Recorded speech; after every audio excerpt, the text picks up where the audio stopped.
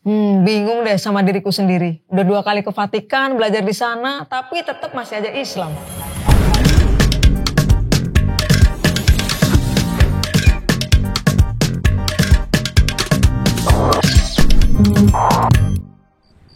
Lo bingung ya ngeliat orang bingung? Namanya juga warung baru buka. Sabar. Orang sabar disayang Tuhan. Apalagi lo, umat Nabi. Kan, Bib, dakwahnya nanti dulu, Bib. Kita tag bumper dulu ya. Yah, ganggu lo. BTB, roll! Gua siap-siap nih. Takutnya katanya Paus Fransiskus mau lewat depan warung gua nih bentar lagi. Gua dada-dada kali ya, gini ya. Nah, nih. Nanti kalau beliau lewat langsung gua dada-dada. Ngomong-ngomong, supirnya Paus Fransiskus berarti harus kenceng tuh bawa mobilnya. Karena dia kan harus terus nyalip.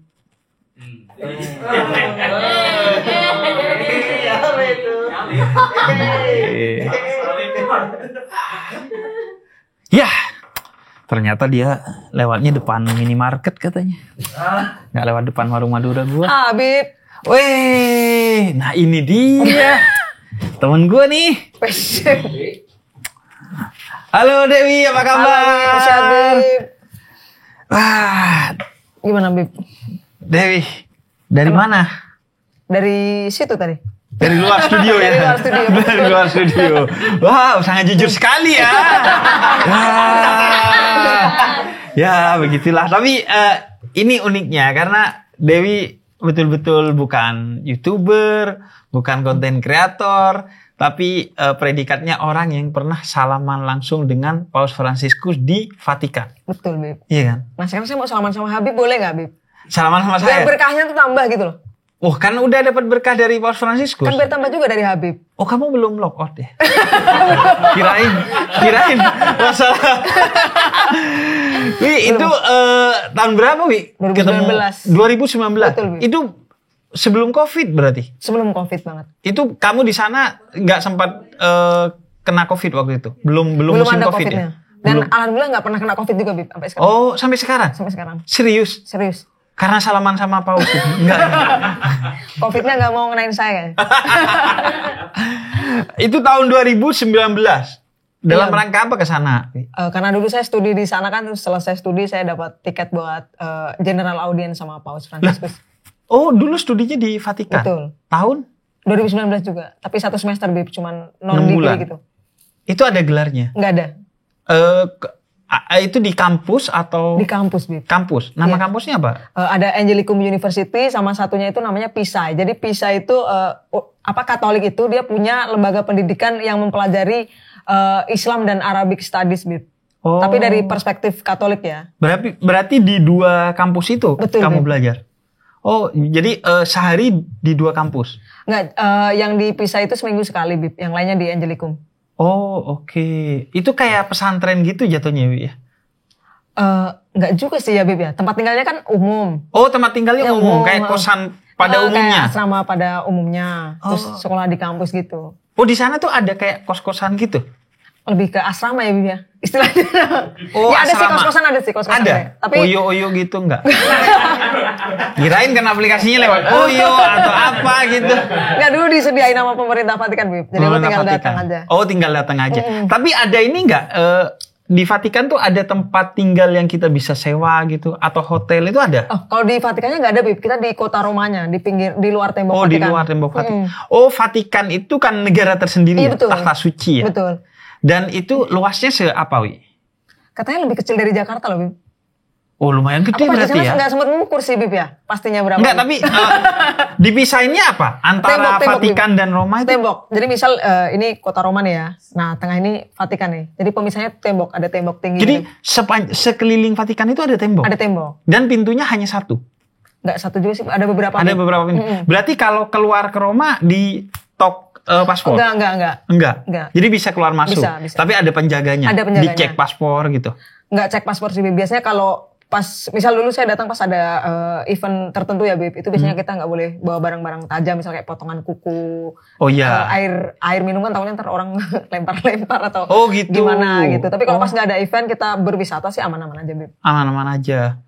Oh, jadi tinggalnya kamu di Roma. Roma, di kota Roma. Itu asrama yang disediakan oleh Vatikan. Betul. Tapi nggak jauh dari Vatikan. Bib. Kalau di Vatikan itu nggak ada tempat tinggal selain orang-orang yang berkhidmat kepada Paus. Misalnya orang umum tuh bisa nggak sih tinggal di nggak Vatikan? ada di sana pastor seperti itu Bib yang tinggal. Bib. Romo-romo Iya, gitu ya, Romo-romo. biarawati Suster, gitu, gitu-gitu. suster ya. Oke. Dan itu ada fasumnya, kayak rumah sakit. Oh ada Bib, ada rumah sakit, apotek, rumah sakit, minimarket, semua ada. Oh. Itu kecil tapi komplit semua gitu Bib. Warung Madura ada nggak ya? Kayaknya perlu buka kita ke sana nih Bib, ya habis ini. Nggak tahu kan kita kan. Iya, Tapi iya, orang ada. bisa, maksudnya sembarang orang bisa buka toko di sana. Enggak.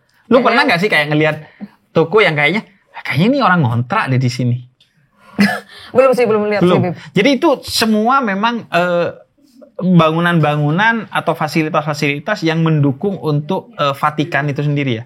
Iya kurang lebih begitu Bib. Oke. Banyak juga yang jual-jual souvenir gitu kan. Iya, Banyak orang ziarah souvenir. seperti itu. Berarti mungkin nggak keliling Vatikan jalan kaki atau naik sepeda? Oh sangat mungkin Bib jalan kaki Bib. Karena kan kecil itu Bib. Kecil banget ya. Kecil Jalan banget. kaki bisa. Jalan kaki. Satu putaran gitu.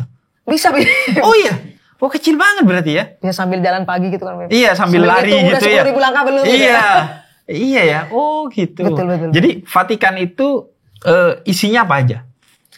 Yang jelas Gereja. ada gereja ya, Basilika Santo Petrus, kemudian ada di sekelilingnya ada toko-toko souvenir. Oke. Kemudian ada rumah sakit, ada farmasi, apotek, kemudian ada kantor-kantor pemerintahan Vatikan kan di sana punya kementerian ya kurang lebih yang Iya, namanya Pontifical atau Dewan Kepausan. Kemudian ada apartemen terutama yang dipakai tinggal sama Paus Fransiskus. Paus Fransiskus kan lebih memilih tinggal di apartemen biasa kan. Oh beliau itu bukan di rumah yang memang disediakan untuk paus ya? Beliau menolak, kalau saya bilang menolak kemapanan, Bib. Jadi beliau dikasih istana nih, nggak mau pilih tinggal di apartemen bareng orang biasa. Wow, Pernah itu kan, salah satu kesederhanaan seorang betul. paus ya. Terus beliau kan pernah dikasih Lamborghini juga kan, mobil mewah. Malah buat charity, buat nolong orang kayak gitu. Oh iya, dan itu juga kan makanya selama di Indonesia juga akhirnya pakai mobil biasa ya. Iya mobil biasa. Bib. Kayaknya bagus mobilnya Habib daripada yang dipakai Paus deh. Wah.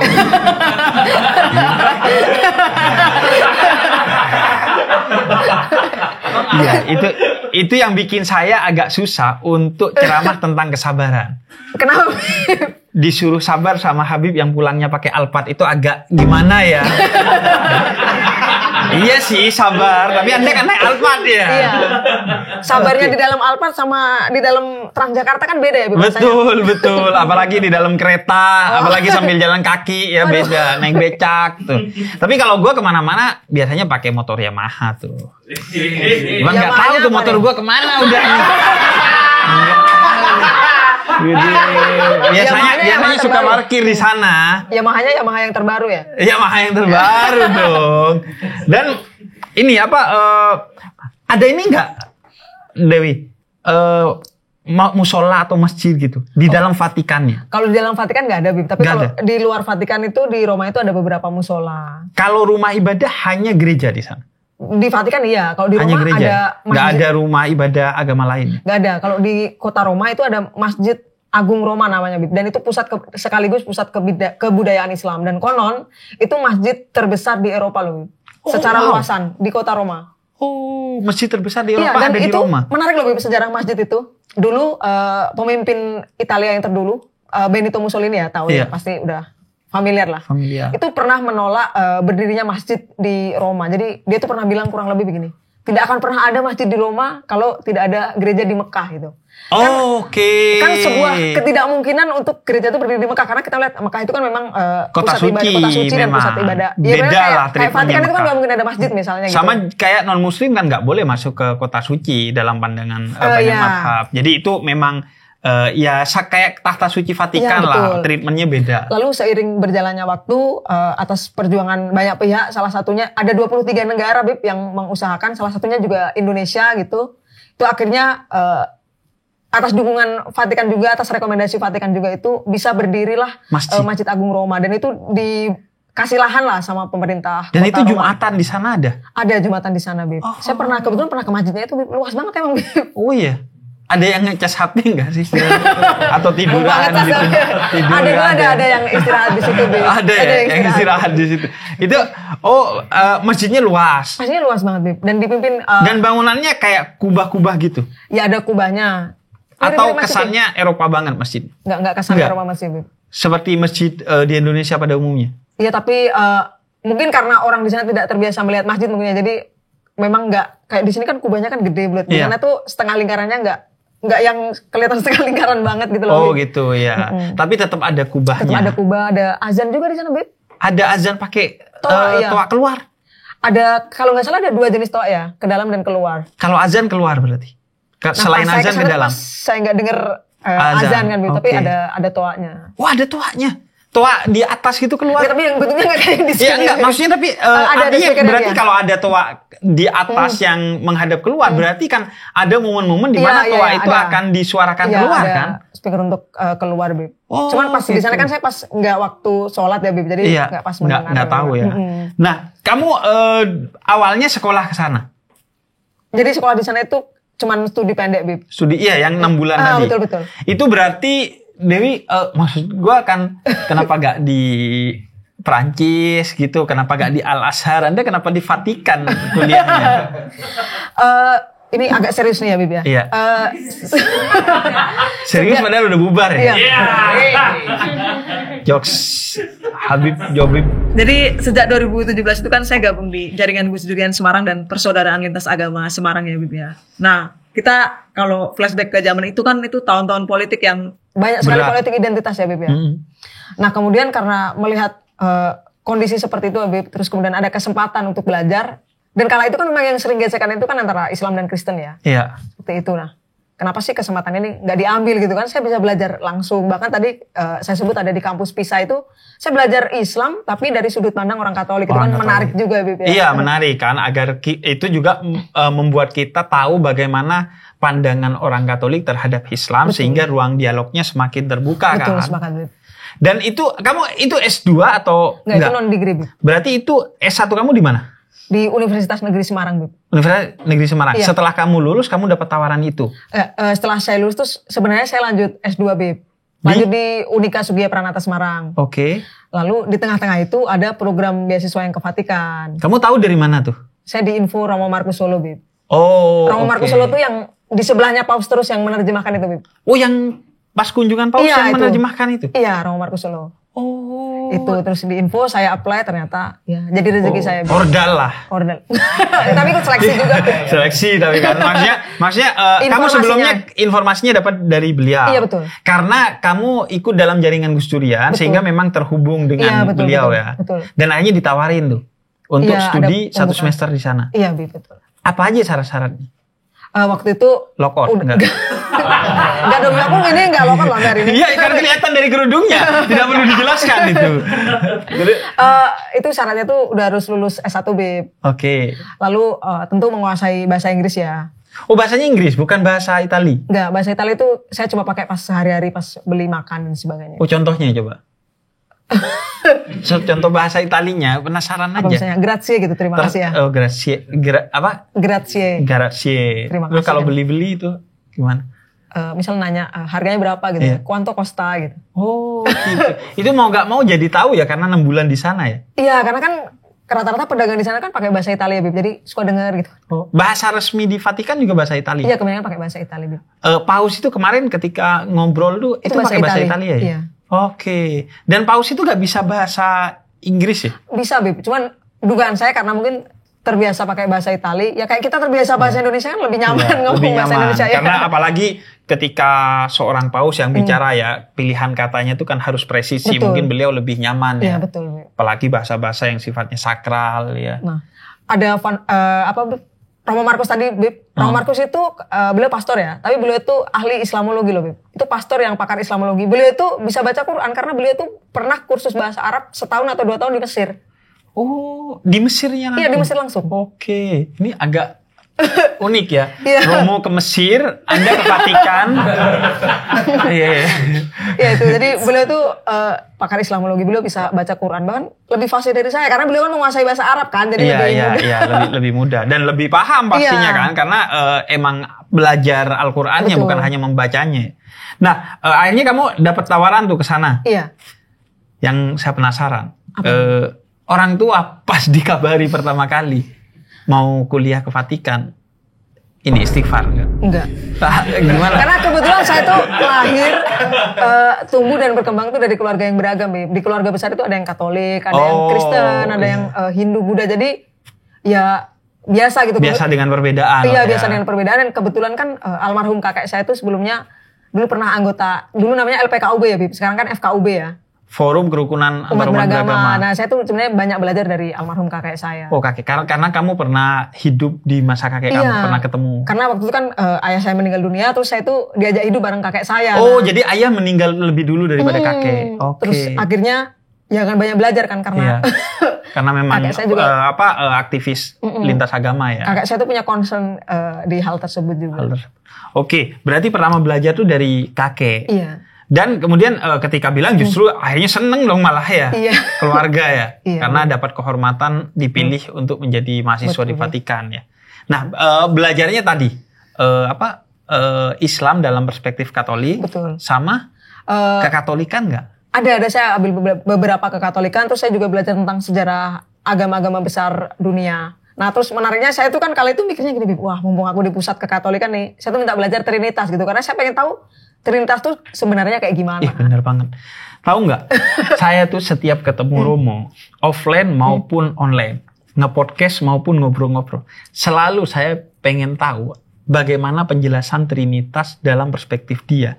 Karena saya ingin mendapatkan penjelasan Trinitas yang menurut saya solid, komprehensif, tapi mudah untuk dijelaskan. Karena itu kan pertanyaan dasar orang non-Kristen kepada orang Kristen pasti. Karena itu kan dogma dasar kekristenannya. Makanya saya tuh selalu nanya. Sehingga kemudian banyak yang menjelaskan dengan versinya sendiri-sendiri walaupun substansinya sama. Itu pasti jadi penasarannya orang non-Kristen. Bahkan orang Kristen sendiri kadang banyak yang tidak secara utuh memahami Trinitas itu ya. Karena kan kayak kita lah, orang Islam karena warisan. Jadi pas ditanya kadang bingung juga. Taunya cuman hal-hal yang sifatnya umum-umum aja dalam agama kita. Pas saya minta kuliah Trinitas itu, Romo Markus itu bilang agak khawatir gitu. Nanti khawatirnya kita dikira mau mengkristenisasi dan lain-lain. Iya, Padahal itu iya. permintaan saya pribadi. Akhirnya kamu belajar. Akhirnya saya belajar, Bib. Apa yang kamu dapetin dari itu, Dewi? Dari kuliah Trinitas itu? Dari kuliah itu saya mendapati ya bahwa namanya agama terkait dengan iman ya, Bib ya. Mereka kan tentu teman-teman Kristiani ini kan melihat Trinitas itu kan dari sudut pandang iman. Nah, kita mungkin dari sudut pandang sejarah atau sudut pandang logika. Itu tidak akan menyatu nih kalau kita adukan ya. Karena kita melihat logika bagaimana relate juga ketika saya tadi belajar Islam di kampus Katolik. Mereka kan melihat Isra Mi'raj itu kan dari sudut pandang sejarah, sedangkan kita kan dari sudut pandang iman kan. Iman, iya. Tentu bagi orang yang melihat dari sudut pandang sejarah itu sangat mungkin bagi mereka nggak masuk Irasional. akal ketika Nabi naik ke surga gitu kan, itu kan nggak masuk Sesuatu yang akal. nggak masuk Tapi bagi akal. kita yang beriman itu masuk aja seperti itu Iya, ya. Bib, iya, ya. iya. Jadi Ini menariknya. itu menariknya bahwa ya agama yang berkaitannya sudah soal iman itu sulit lah, akan selalu berbenturan. Maka dari situ kemudian saya berpikir bahwa oh ya udah nggak perlu lah nanyain soal Trinitas, kan saya udah tahu dari yang menganut langsung nih. Ke depan saya cukup memahami ini tuh bagaimana cara mereka memahami Tuhan lah, ibarat kata kayak gitu. Ini pentingnya menurut gua saling bertukar siswa, saling pertukaran pelajar di antara orang-orang yang berbeda agama. Karena gue lihat banget bagaimana Dewi tetap solid sebagai seorang muslimah, paling tidak secara tampilan luar kita lihat dengan kerudungnya, tapi di sisi lain tinggi toleransinya karena belajar Katolik, belajar kekristenan dari pusat kekatolikan dan kekristenan itu sendiri, sehingga tidak ada kesalahpahaman. Karena kan biasanya sebagian muslim itu menyamakan antara Trinitas dan Triteisme. Iya. Seolah-olah Tuhannya orang Kristen itu tiga. Tiga, betul. Padahal Trinitas itu bukan triteis. bukan 3 Tuhan, tapi 3 perwujudan lah, walaupun 3 pribadi atau 3 apalah ya. Iya, Mudah 1 dalam 3, 3 dalam 1 Betul. lah kan. Nah, itu menariknya. Jadi akhirnya kita, karena yang menyebabkan intoleransi atau bahkan hal-hal yang buruk dalam relasi antara agama itu kan kesalahpahaman. Betul, sama ini ya Bib. Banyak umat beragama itu menyimpan dendam masa lalu. Misal contoh, kan ada kisah katanya pernah ada orang Yahudi itu melempar kotoran ke Nabi Muhammad. Itu diungkit terus sampai sekarang. Dulu kan apa orang Yahudi itu kan melempar kotoran ke Nabi Muhammad. Iya. Padahal Nabi udah maafin nih. Iya. Tapi yang menganut agama Islam tuh diungkit terus sampai sekarang. Akhirnya Betul. bermusuhan. Padahal ada cerita lain bagaimana penghormatan Nabi kepada orang Yahudi yang bahkan jangankan banyak, tapi 1 orang, jangankan hidup tapi sudah meninggal, Nabi berdiri di depan masjidnya sebagai bentuk penghormatan terhadap jenazah orang Yahudi gitu kan. Artinya itu tergantung lagi bagaimana kita membuka pikiran terhadap perbedaan agama. Nah, Dewi, jadi di sana tuh 6 bulan ya. 6 bulan kemudian itu belum ketemu Paus Fransiskus. Sebelumnya sebenarnya saya udah ketemu Paus Fransiskus Bib, di 2018. Saya kan sebelumnya pernah ikut forum orang muda lintas agama sedunia yang diselenggarakan sama Vatikan juga. Nah jadi uniknya gereja Katolik nih Bib, dia tuh sering mengadakan pertemuan dengan banyak pihak. Mereka tuh selalu minta masukan karena mereka tuh punya kesadaran bahwa Katolik itu kan hidup di antara banyak orang nih. Gereja Katolik itu gimana sih? Dia tuh minta masukan. Nah 2018 itu saya udah ketemu Paus. Cuman memang kala itu fotonya tuh nggak proper ya Bib ya. Dan 2018 itu? Iya 2018. Itu ketemu Februari. Paus Fransiskus? Langsung di Langsung? acara itu. Oke. Forum itu kan dipimpin Di forum langsung, itu dipimpin langsung dipimpin oleh Paus? Iya langsung dipimpin oleh Paus. Di diskusi itu 7 hari atau 10 hari ya Bib. Pokoknya hampir 10 harian lah acara itu kan. Selesai terus ya 2019 saya dapat beasiswa lagi ke sana. Oke. Sambil minum boleh. nih. Ini ada isinya kan Bib ya? Ada isinya. Air. Zam-zam. Air baptis. Enggak, air biasa.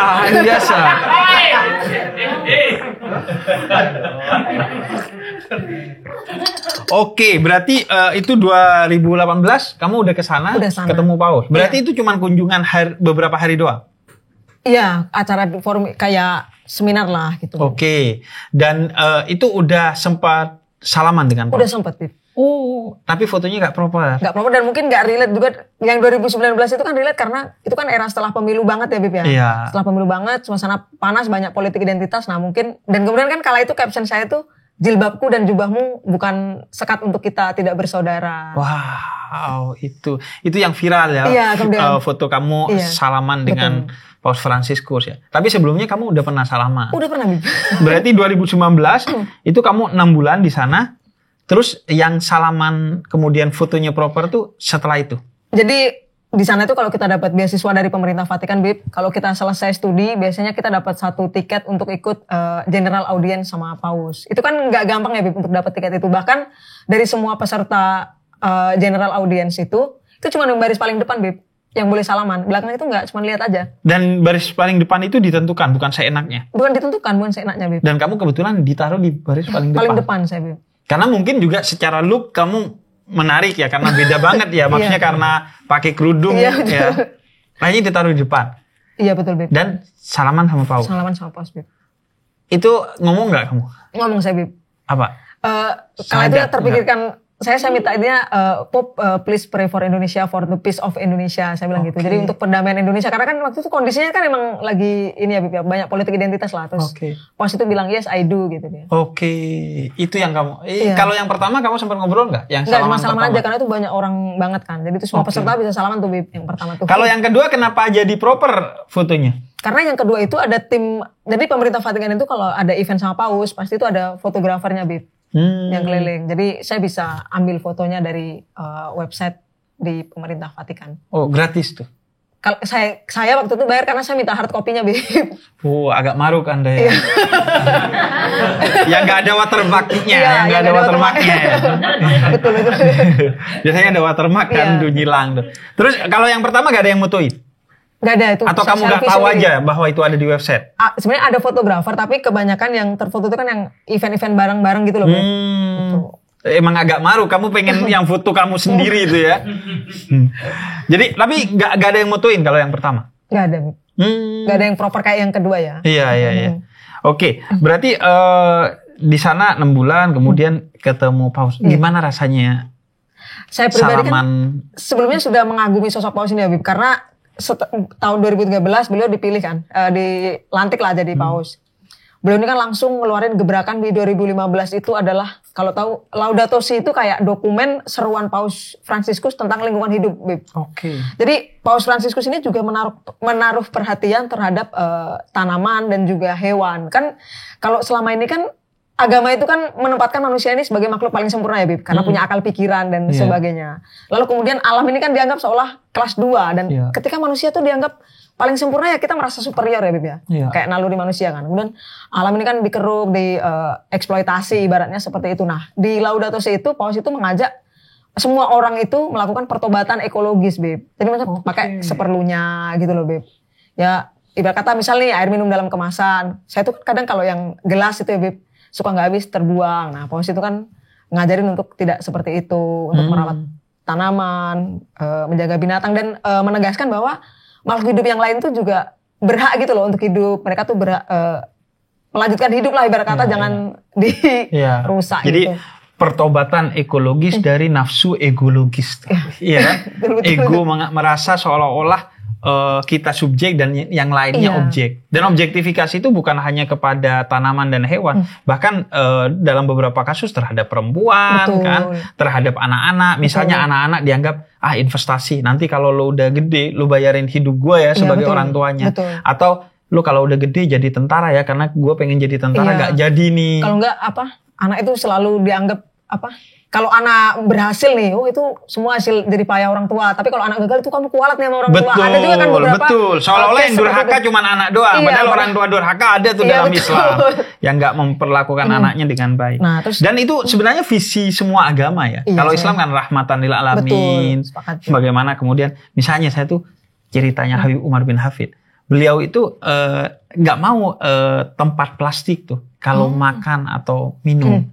Jadi tempatnya tempat-tempat kayak gini tuh. Karena beliau bahkan kalau cuci tangan itu pakai tanah yang kemudian baru dikasih air agar merasakan visi ekologi itu.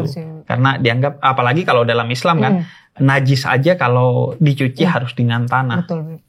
Lalu selanjutnya tadi kan soal ekologis ya, Paus Fransiskus itu. Lalu kan beliau itu kan kalau di Katolik itu kan ada tradisi dulu kan Yesus itu membasuh kaki murid-muridnya gitu ya. Nah, lalu kan diteruskan para paus.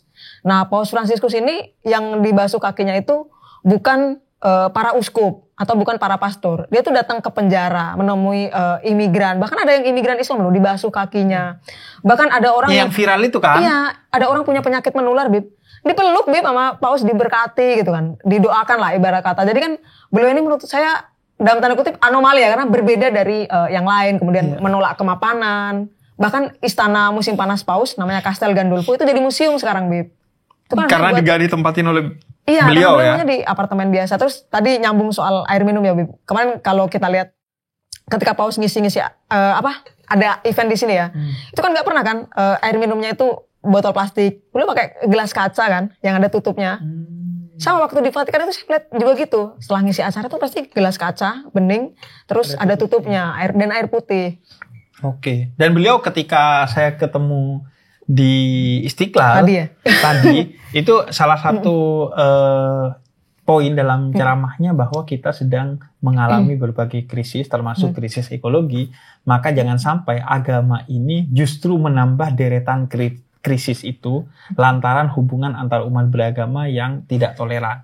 Justru agama seharusnya menjadi poin untuk menyelesaikan krisis-krisis yang ada di muka bumi ini. Tapi kalau agama menerima tambang gimana, Bib? Ya harus ditimbang dulu sih seharusnya untuk kita ngobrolin yang lain aja ya. Oke. Nah, berarti salaman dengan Paus, ketemu dengan Paus. Dan ketika itu di Vatikan. Nah, pas Paus Fransiskus ke Indonesia, itu ketemu lagi nggak? Tadi di depan kantor, Bib, saya lihat beliau lewat, Bib.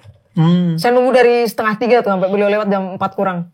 Oke. Dan karena rindu, karena excited atau? Karena excited, Bib. Karena pengen kan saya melihat Paus. beliau itu tidak sebatas seorang pemimpin Katolik ya, Bib, tapi seorang pemimpin negara juga yang sangat visioner lah. Kalau kita lihat pemimpin negara itu kan punya fasilitas ya, sah-sah saja. Misal pemimpin agama itu pakai kendaraan yang bagus, fasilitas yang bagus. Tapi Bahkan pada batas tertentu mungkin wajib ya demi keamanan. Protokoler keamanan Betul. ya. Pos ini kan enggak ya, mobilnya biasa. Kayak tadi kita bahas gitu. Jam tangannya bahkan viral gitu. Saya jadi malu nunjukin jam tangan. Iya, makanya jam tangannya 130.000 ya. Gitu, terus nggak mau tidur di hotel mewah. Tidurnya di Padahal kalau pay letter bisa murah. Iya, tidur bahkan bukan di hotel. Bahkan Di bukan kedutaan hotel, besar di Tahta Suci kedutaan. Vatikan. Terus beliau itu ketika yang beliau temui pertama setelah datang itu kan disambut Pak Menteri ya, Iya. sama ada perwakilan dari istana. Lalu beliau kan datang ke kedutaan Vatikan.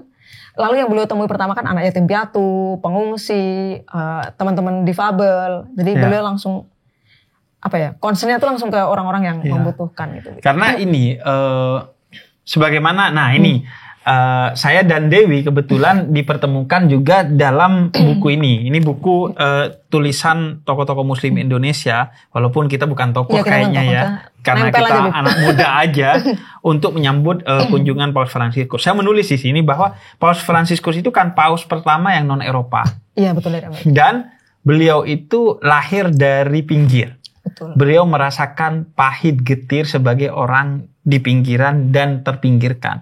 Sehingga beliau itu ketika mengunjungi negara, cenderung memilih negara-negara yang terpinggirkan. Betul. Misalnya ke Palestina, ke Irak, ke Sudan Selatan, Mozambik ke Mozambik juga pernah karena negara termiskin. Dan mengunjungi orang-orang yang termarginalisasi di negara itu. Karena saya tulis tuh di buku bahwa kayaknya beliau mau mengkritik kita yang seringkali menyorotkan lampu itu kepada sesuatu yang megah untuk mempertontonkan apalagi menyombongkan kemegahannya. Dan beliau tahu bahwa beliau ini selalu disorot, maka beliau memilih pergi ke orang-orang dan negara-negara yang terpinggirkan agar sorotan kamera dan lampu itu kepada hal-hal yang terpinggirkan agar kita tidak tinggal diam melihat orang-orang yang terpinggirkan itu ya. Kalau saya pinjam istilahnya Pak Bambang Pacul nih ya, orang-orang terpinggirkan itu kan dia udah nggak punya galah nih untuk melenting kan. Kalau orang kaya itu kan galahnya banyak, dia masih punya harta dan lain-lain. Nah, kalau orang udah terpinggirkan, misalnya ada bencana, mereka sakit, itu kan mereka tinggal harapan aja kadang udah nggak punya ya Bib ya. Banyak paus itu kan menaruh perhatian ya biar mereka tuh punya galah lagi lah. Meskipun galahnya itu berupa harapan seperti itu. Makanya kunjungan paus saat ini itu disebut sebagai kunjungan peziarah harapan kan, untuk memberikan harapan bukan hanya kepada orang-orang Katolik kan, tapi kepada semua umat manusia dalam skema toleransi, persaudaraan antar agama sebagaimana yang disampaikan beliau di Istiqlal tadi itu. Dan kamu kan termasuk yang nulis juga di buku ini kan, Dewi. Apa yang kamu tulis, Dev? Saya judulnya itu Katedral dan Istiqlal, dua sejoli merajut harmoni, Bib.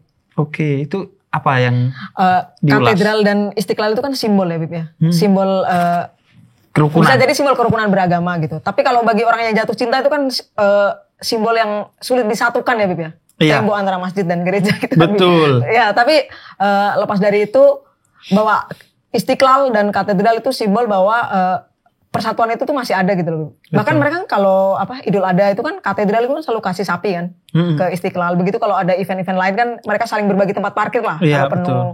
Kayak gitu, Bib. Iya. Dan ini yang menariknya juga tadi Paus Fransiskus di Istiqlal itu menjelaskan kan beliau mengetahui dan mengapresiasi terowongan yang menyambungkan antara Istiqlal dan Katedral kan. Cuman kan biasanya simbol perjumpaan itu dalam bentuk jembatan kan biasanya. Tapi ini uniknya dalam bentuk terowongan. Kenapa dalam bentuk terowongan? Karena biasanya kan konotasinya terowongan itu untuk menyelinap, untuk kemudian hal-hal yang dianggap kriminalitas. Tapi beliau memiliki perspektif yang menarik. Kata beliau, terowongan ini adalah simbol perjumpaan kita sejak di akar. Jadi sejak di akar kita telah merajut perjumpaan sehingga apa yang tumbuh dari akar ini pasti adalah hal-hal yang berkaitan tentang harmonisasi antar umat beragama khususnya Muslim dan Katolik gitu. Itu menariknya. Beliau itu selalu memberikan kata-kata yang membangun harapan bagi siapa saja yang mendengarnya ya. Dan beliau tuh nggak gampang menjudge suatu hal ya, Bib ya. Misal dulu tuh ada video yang viral, Bib. Ada anak kecil nih, bapaknya tuh ateis, Bib. Dia tuh nangis gitu kan, terus sama Paus itu diminta maju ke depan gitu, terus berbisik ke Paus gitu. Paus, bapakmu ini ateis, dia akan masuk surga enggak gitu. Tentu beliau sebagai seorang pemimpin agama sah-sah saja kan ketika bilang enggak akan masuk surga, yang masuk surga cuma orang Katolik itu dalam perspektif seorang pemuka agama sebenarnya boleh-boleh saja. Tapi pada intinya Paus itu hanya mengatakan kepada anak itu dan seluruh jemaah yang hadir bahwa Tuhan itu tidak akan menelantarkan hambanya, doakan bapakmu. Itu kan anak itu kan merasa adem ya, bapakmu gak akan ditelantarkan kok sama Tuhan seperti itu kan.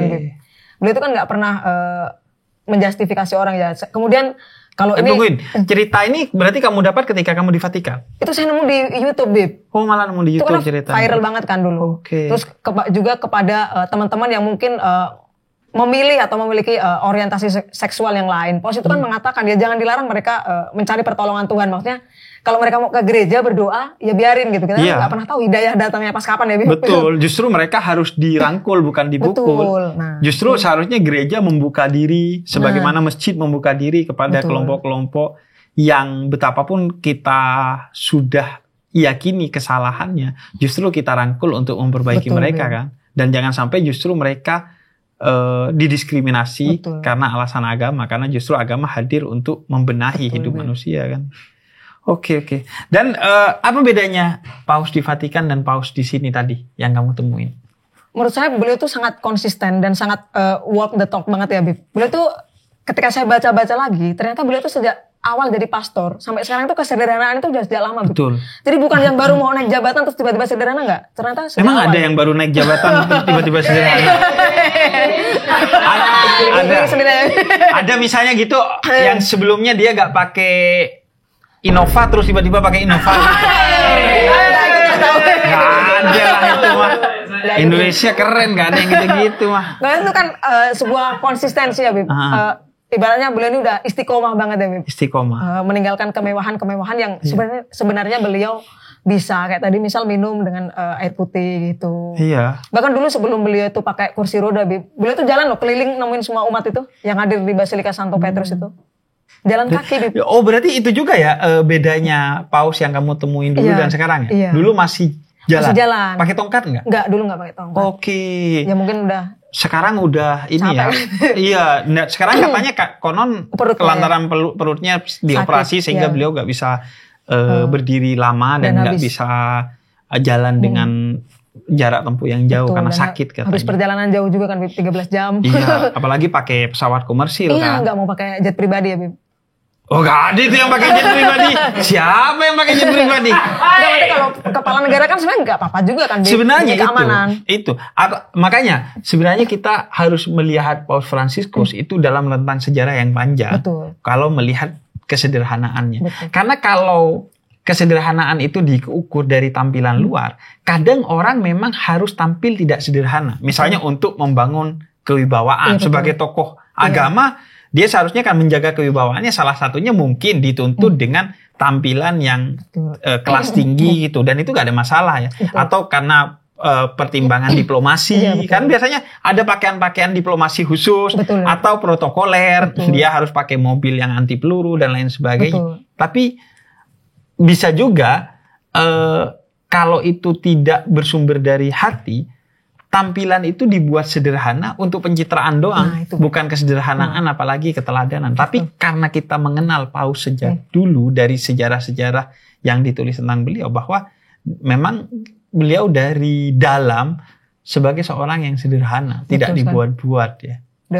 Udah tertanam di jiwa dan udah bahkan istiqomah itu. Dewi, aku mikirnya gini, berarti Paus itu kan sangat percaya kepada orang Indonesia yang mayoritas berbeda agama dengan beliau ya, karena kita kan mayoritas Muslim. Betul. Karena kan naik mobil bukan anti peluru, apalagi buka kaca di depan. Dan nyantai banget, tangannya gini. Iya nyantai, tinggal ngerokok doang tuh. Kalau sopir-sopir angkot tuh, iya kan? Nah, tinggal, maksudnya itu kan keputusan yang muncul dari kepercayaan dan apresiasi yang besar terhadap kita orang Indonesia, bahwa saya merasa aman di Indonesia. Sehingga saya berani tuh buka kaca. Dan tahu gak sih, Bib, Indonesia ini kan mayoritas Muslim ya, Bib. Tapi Indonesia ini penyumbang pastor dan suster terbanyak ketiga se-Asia loh. Wow, oh iya. Setelah Filipina dan satunya India apa ya? Filipina memang ini kan terkenal Katoliknya kuat kan. Indonesia tuh nomor 3 penyumbang biarawan-biarawati terbanyak itu se-Asia. maksudnya menyumbang untuk ke Vatikan di Enggak, Vatikan. dalam artian Oh, maksudnya di seluruh dunia jumlahnya. Jumlah Oh, gitu. biarawan-biarawati Indonesia itu terbanyak ketiga se-Asia. Padahal oke. umat Katolik di Indonesia kan cuma 8 juta. Betul. Mayoritasnya Muslim kan bisa terbanyak ketiga, Bim. Iya, iya. Artinya umat Katolik ini walaupun mereka sedikit tapi ketaatannya tinggi. Betul Sehingga sekali. mereka kemudian sampai menjadi biarawati, biarawan, ya, betul. romo, Iya. betul. dan pembantu-pembantu gereja Katolik lah ya. Oke. Jadi terus apalagi yang beda? Lebih tua nggak Iya. kelihatannya? Kamu udah Nggak kelihatannya. Karena kalau saya dulu tuh ngelihat yang foto kamu itu kayaknya masih seger iya, banget masih ya. muda dan iya sih kelihatan lebih sepuh ya, Bib ya. Iya, lebih Tapi dan semangatnya mungkin tuh- lebih gemuk juga ya. Iya. Iya nggak? Bisa jadi Saya lebih sih bahagia ngelihatnya kalau lebih gemuk. lebih- Katanya lebih gemuk itu bahagia. simbol kebahagiaan. Iya, sudah pasti. Kayaknya mau gemuk dan nggak gemuk tetap bahagia kalau seorang paus ya, karena Iya, betul. hidupnya kan penuh dengan wisdom ya. Iya betul. Oke. Terus apalagi yang beda pertemuan kamu dulu dan tadi melihat paus? Oh, kalau tadi saya cuma lihat di pinggir jalan, kalau dulu kan bisa ketemu langsung nih. Kamu ini nggak sih punya pikiran bahwa ih paus kalau ngelihat saya pasti nyapa nih karena kita udah bestie nih gitu. Udah kenal gitu. Enggak lah. Kamu punya pikiran itu enggak? Enggak, saya yakin pasti beliau kan banyak yang ditemui ya, Bib Iya. ya. Dan itu udah 5 tahun yang lalu pasti. Tapi kan kamu unik. Maksudnya pakai kerudung waktu itu. Tapi kan Kristen Ortodoks tuh juga pakai kerudung yang tertutup juga, Bib. Iya. Tapi kan kamu muslim Iya. bilang. Oh iya, kamu gak ada perasaan, saya dadain deh. Paus. Tadi saya Siapa tahu dada dia gitu. ngeh gitu. Tapi enggak ada harapan sampai ke situ sih, Bu, pasti. Tapi kamu ini nggak WhatsApp Romo siapa? Romo Markus. Iya, Romo saya Markus WhatsApp nggak? sama Romo Romo. saya pengen ketemu gitu, Oh, enggak? kalau itu. Jadi kalau saya pribadi gini, Bib, seandainya punya kesempatan bertemu itu kan rezeki saya lagi. Iya. Tapi justru saya pribadi tuh kepikiran kalau seandainya ada kesempatan bertemu paus itu lebih baik untuk teman-teman Katolik, Bib. Karena kan Oke. kasihan mereka kan harus ke Vatikan kan kalau mau Betul, ketemu paus. betul. Mumpung ke sini kenapa enggak gitu kan. Oke, Mereka yang- jadi sebenarnya itu salah satu bentuk toleransi ya, memberikan apa yang menjadi hak kita Betul. kepada orang lain yang lebih membutuhkan agar mendapatkan kemaslahatan yang lebih besar ya. Betul, Bib. Oke.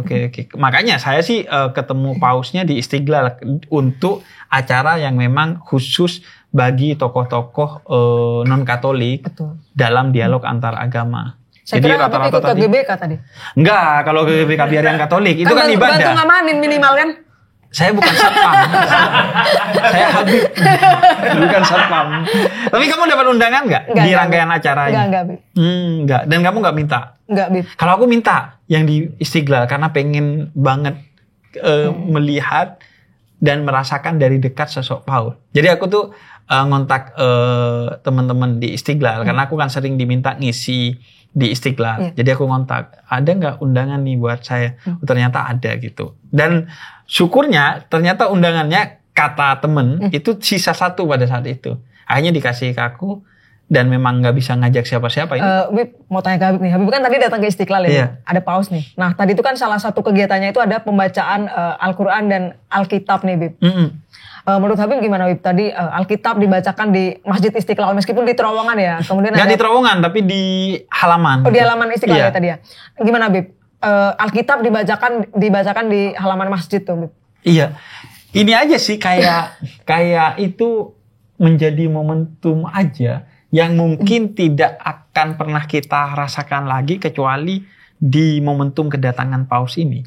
Bagaimana 2 kitab suci yang dihormati oleh agama masing-masing. Apalagi kalau dalam Islam kan, kitab suci sebelum Al-Quran juga bagian dari sesuatu yang harus kita imani kan. Betul. Sehingga ketika itu kayak momentum. Apalagi yang baca Al-Quran ya itu anak muda, remaja yang disabilitas. Sehingga itu menambah kesyahduan acara tadi. Jadi betul-betul aku ngerasanya ini momentum yang susah untuk terulang lagi dan berharap itu menjadi modal sosial dan modal spiritual bagi setiap umat baik Katolik, Muslim maupun agama-agama lainnya yang hadir di momentum itu untuk menjadi titik tolak memperkuat lagi persaudaraan antar iman dan antar agama. Tadi Habib dapat berkat paus juga dong, Bib. Kan paus pas turun tadi kayak memberkati. Iya, jadi pas Jadi saya tuh diinfoin sama apa ya kayak protokoler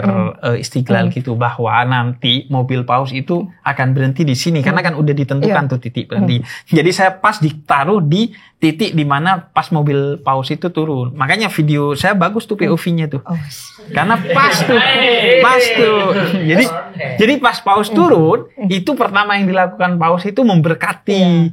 Jadi dia pose salib gitu. Saya kan wah gimana nih? Saya bukan umat Anda. Jadi kayaknya berkatnya buat yang lain deh. Buat yang umat Anda deh. Saya kira Habib langsung tertarik habis dapat berkat. Wah. Habib Katolik tuh 2 kata lucu ya. Terlalu jauh. Jauh banyak jembatannya tuh. Banyak Habib-Habib lain yang masih akan menghalangi tuh. jadi itu aja.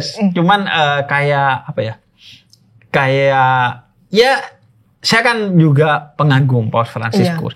Beberapa tahun yang lalu ketika dalam salah satu acara Indonesia Rumah Bersama, saya pernah bikin serial di YouTube.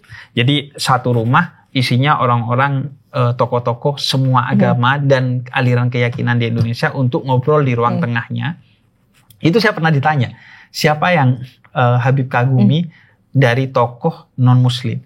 Saya menyebut Gandhi, Mahatma Gandhi karena beliau seorang Hindu dan Paus Fransiskus. Saya itu membaca banyak buku tentang Paus Fransiskus dan menonton film-film dokumenter tentang Paus Fransiskus. Dan yang menempel dari jauh kesan tentang Paus Fransiskus itu 3. Yang pertama adalah toleran, seorang yang sangat toleran. Bahkan secara spontanitas dan secara genuine beliau itu mencium tangannya Imam Besar Masjid Istiqlal.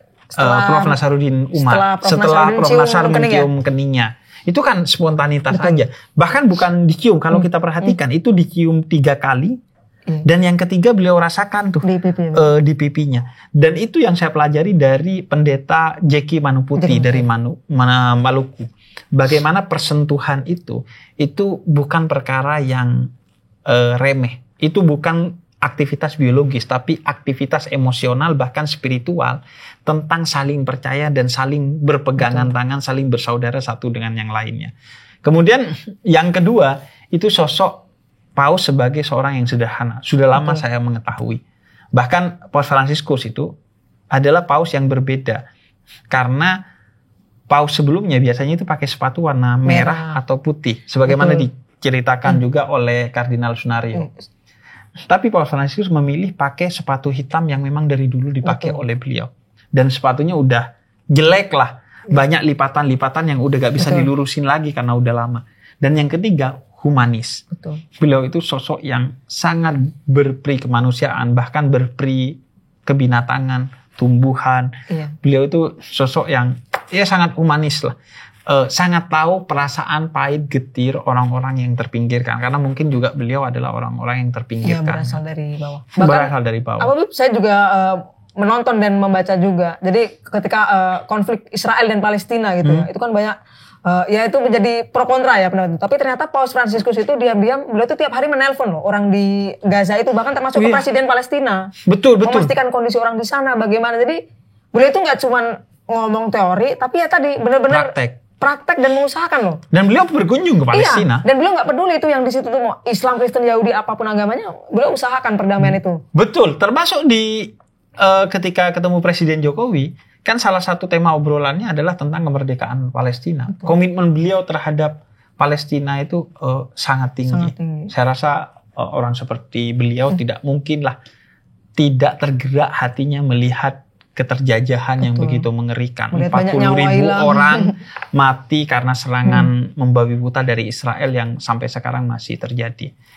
Jadi selalu seru ya ngobrolin Paus Fransiskus. Apalagi kamu yang udah pernah ke sana ya. Iya. Tapi kan Habib juga udah ketemu tadi. Langsung dapat gini. Iya di Istiqlal tapi. Biasanya orang yang kalau salaman dengan Paus dikasih rosario tuh. Kamu pernah nggak? Dikasih rosario. Dikasih. Ya, tapi saya kasih tasbih itu. Iya, tapi saya berikan kepada yang membutuhkan rosario itu. Betul. Saya pernah dikasih rosario 2. Iya, sama satu orang Katolik di daerah Jember. Di daerah Jember tuh ada namanya Desa Pancasila, di mana ada orang Hindu, orang Katolik, orang Muslim, dan orang aliran kepercayaan Sabta Dharma hidup bersama di kampung itu. Nah, ketika saya pergi ke rumah orang Katolik ini sangat misionaris gitu. Habib dikasih ya? Ibu-ibu lah, emak-emak lah, kayak emak-emak pengajian dalam majelis taklim, masjid taklim. Jadi akhirnya saya dikasih rosario 2. Saya bingung kan, mau dibuat tasbih ada salibnya. Iya kan, Jumlahnya rosario beda kan, lagi. iya jumlahnya beda kan. Betul, Dan 50 biasanya bagus makanya. kan, kalau Iya, rosario betul. tuh bagus kan. Sesuai ya, Beb, ya? Iya, saya mau taruh di mobil, ada salibnya juga. Akhirnya saya kasih ke Iya kan, teman-teman Katolik. Saya dulu juga pernah, Bib. Karena daripada gak kepake kan ya sama kita kan. Bahkan saya saat di Indonesia, Bib, adalah kenalan gitu. Dia pulang gitu dari ziarah kan. Ziarah kemana nih? Ke Lourdes. Apa Lourdes? Di Perancis itu ada kayak Gua Maria gitu lah, Bib. Oke. Beliau ini pulang gitu kan, bagi-bagi oleh-oleh gitu. Isinya tuh kayak air suci lah dan rosario gitu. Ya kan saya dikasih nggak enak juga ya mau nolak itu. Saya Iya. terima tapi kemudian kan saya berikan kepada yang membutuhkan. Iya, iya. Itu kayak air zam-zamnya lah kalau Iya, kita pulang betul. umroh atau ziarah ke Nabi Muhammad ya. Iya, selalu menarik. Dan ini kunjungan setelah 35 tahun Betul, Beb. seorang paus tidak ke Indonesia ya. Betul. Tentu ini akan menjadi memori kolektif yang baik bagi toleransi antar umat beragama di Dan Indonesia. apa Bib, selain soal toleransi beragama, kedatangan paus ini kan juga seorang presiden ya, pemimpin tertinggi negara Vatikan Iya, gitu, tahta suci. meskipun negara kecil gitu. Paus ini kan kalau menurut saya itu juga memberikan teladan yang nyata gitu loh, bahwa ketika menjadi pemimpin, menjadi pejabat publik misalnya, yang sederhana itu cukup kok gitu. Paus itu kan meskipun pilih mobil biasa kan, tapi tetap ada protokoler kan, di kanan kiri depan belakang seperti itu. Jadi beliau itu benar-benar fokus ke kesejahteraan umat dan rakyat ibarat kata. Betul. Paus ini kan membawahi 1,3 miliar umat Katolik ya seluruh Iya. dunia.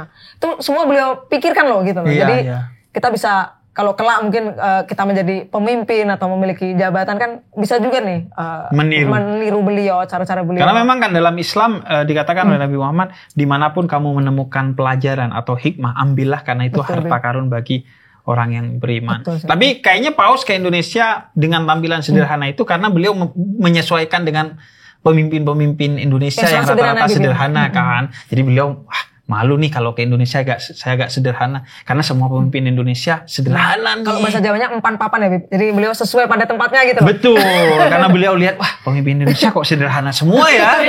Jadi yaudahlah saya menyesuaikan lah. Ada yang bunyi. Wah ini kan biasanya ada yang suka WhatsApp ke WhatsApp warung Madura Swasta nih. Nah karena ngelihat tadi aku share foto kamu yang kesini. Ini ada yang nanya-nanya nih Apa ke kamu. Tapi ngobrolnya di sana aja yuk. Kenapa? Itu di tempat ojek walaupun udah gak ada Yamaha-nya. Nah, nih Dewi ada beberapa pertanyaan. Ini yang sebenarnya sempat kita bahas sih tadi. Dari Mariana di Cikampek. Mau nanya ke Mbak Dewi, apa rasanya pas cium tangan paus? Kamu jadi salaman doang atau sampai Salaman cium? tapi saya genggam tangannya, Bib. Nggak Oh, sampai iya. cium, Bib. Bener nggak? Kemarin aku baca di mana ya? Katanya paus itu kalau salaman dengan orang itu lama gitu. Artinya bukan langsung salaman lepas. Iya, biasanya seperti itu, Bib. Tapi saya pernah lihat di salah satu video.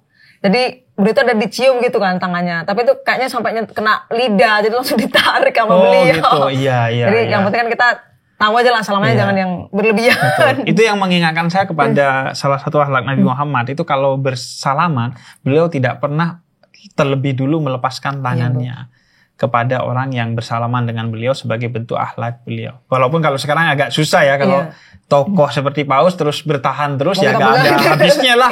Dia terus-terusan tuh megang. Tapi konon memberikan waktu untuk orang yang bersalaman merasakan. Betul, ya. Bahkan kalau ada misalnya yang diajak salaman nih mau ngomong tuh beliau dengerin loh. Oke. Kayak gitu, Bib. Oke. Dan itu selalu diikuti penerjemah nggak? Kalau pas saya di Vatikan nggak yang ngikutin pengawal yang bawa, misal kayak bawa minum kayak gitu, Bib. Oh gitu, oke. Mungkin asumsinya kalau orang yang datang ke Vatikan tuh mengerti bahasa Italia atau bahasa Inggris mungkin seperti itu ya, Bib. Iya. Iya, mic-nya belum turun nih. Nih. Ya. Dibungkam. Kenapa saya lupa? Karena ini cuman gimmick.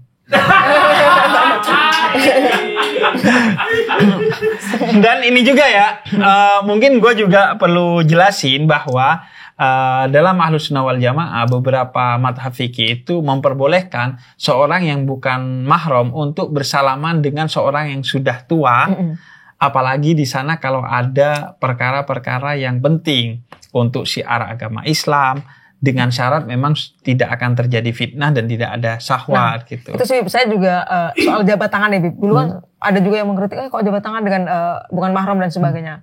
Tapi kalau saya pribadi itu berpendapat setiap larangan itu kan pasti ada alasan ya, Bim. Gak mungkin tiba-tiba dilarang gitu. Jadi misalnya berjabat tangan, itu kan gak boleh pasti ada kekhawatiran ya. Dikhawatirkan misalnya habis berjabat tangan ada syahwat terus tindakan yang tidak diinginkan. Tapi kan ketika saya berjabat tangan dengan paus itu kan saya gak mungkin diapa-apain gitu. Betul. Apalagi di tempat umum ya. Umum gitu kan. Iya. Jadi saya pikir ya gak apa-apa orang saya enggak. Betul, gitu betul. Kan. Dan gak ada intensitas syahwat juga kan.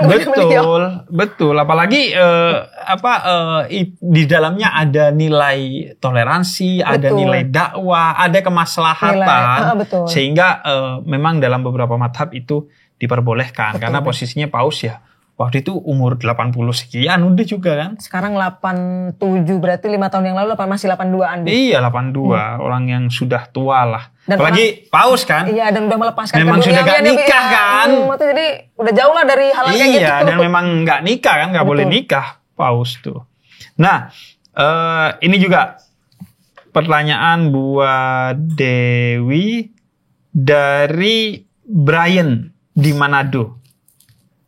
Bib tanya ke Mbak Dewi, kira-kira orang seperti paus itu ada yang kontra nggak ya? Nah kamu pernah ini nggak dapat pengalaman, misalnya nyeritain gini, tapi dia bilang hal-hal yang apaan sih gitu, misalnya, atau nggak setuju sama pujian kamu terhadap paus gitu? Setiap memimpin itu kan pasti ada pro kontra ya, Bib. Nah saya juga pernah ada teman gitu yang sharing kan dari teman Katolik, konon juga ada kok orang-orang di internal mereka sendiri gitu yang internal Katolik. Iya, maksudnya yang menganggap paus ini terlalu anti kemapanan, terlalu apa ya?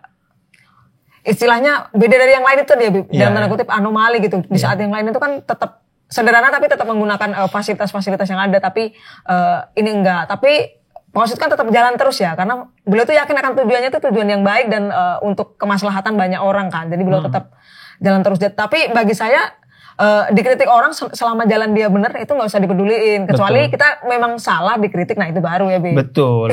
Pecinta tidak butuh klarifikasi dan pembenci tidak akan mendengar klarifikasi. Dan setahu aku di awal-awal paus ini memimpin, beliau akan menggantikan Paus Benediktus yang mengundurkan diri kan. Betul, ya, itu memang banyak cerita-cerita tentang perbedaan pendapat sebagian orang Katolik terhadap Paus Fransiskus ini kan, karena memang beliau Paus non-Eropa pertama dengan gaya kepemimpinan yang relatif spesifik, unik, sehingga maklum lah kalau di awal-awal pasti bukan mungkin karena tidak setuju, tapi pengen dapat pemahaman kenapa dia begini, kok gak begitu ya, karena dia keluar dari biasanya tradisi kepausan yang ada. Walaupun tentu itu tidak bertentangan dengan dogma-dogma Katolik pasti kan. Itu soal hal-hal yang memang menjadi gaya seorang paus yang unik sendiri-sendiri. Beliau lebih berani mengatakan aja ya, Bib ya. Iya, paus berani. Ini sangat dan lebih ini konon seorang Romo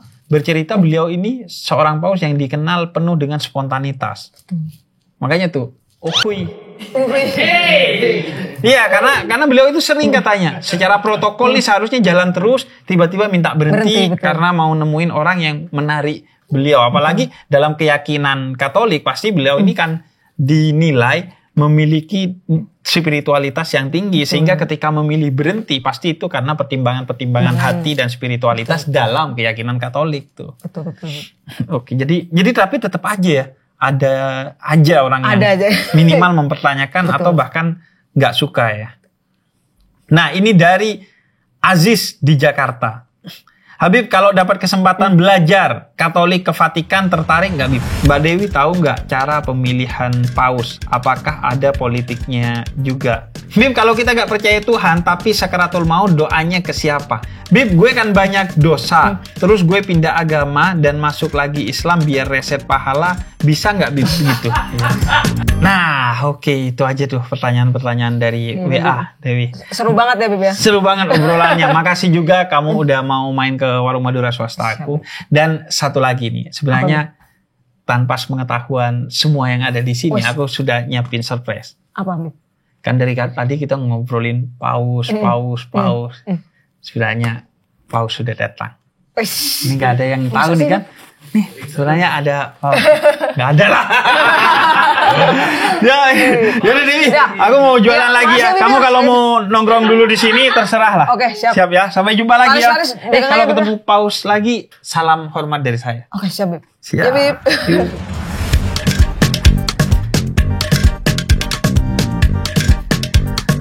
Keasikan ngobrol jadi lupa berdagang kita nih.